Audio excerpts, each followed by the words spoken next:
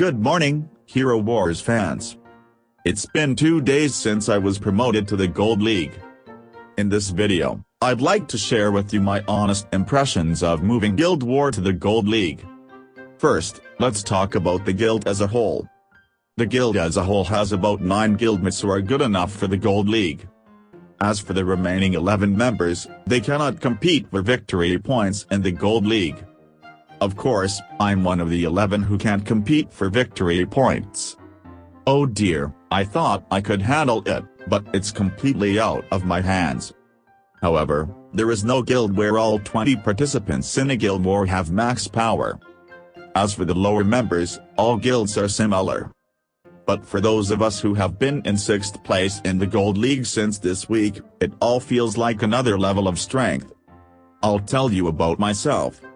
Right now, my main team's overall strength is only 650,000. I realized that in order to be successful in the Gold League, I need at least 750,000 power. For this reason, I am planning to gradually strengthen my purple equipment of Jorgen, Martha, and Faceless.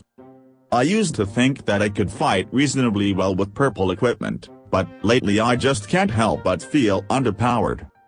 I think I can reach a reasonably good-looking overall strength if I train my equipment, so the lack of strength in my main team will soon be resolved. The problem is to develop the 6th, 7th, and 8th heroes.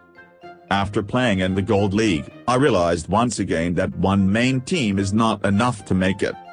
Hero Wars is based on a 3-way battle, so if you challenge your opponent to a battle with a team composition that they are not comfortable with, your chances of victory will increase dramatically.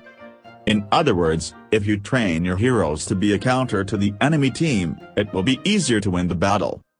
Heroes that immediately come to mind here would be Helios, Andvari, and Isaac.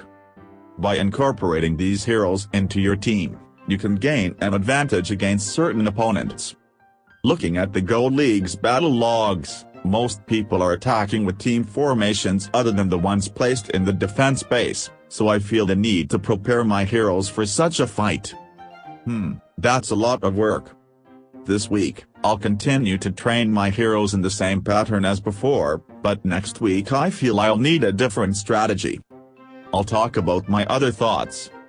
When I participated in the Gold League guild competition, I felt that the Gold League has something that the Silver League and Bronze League do not have.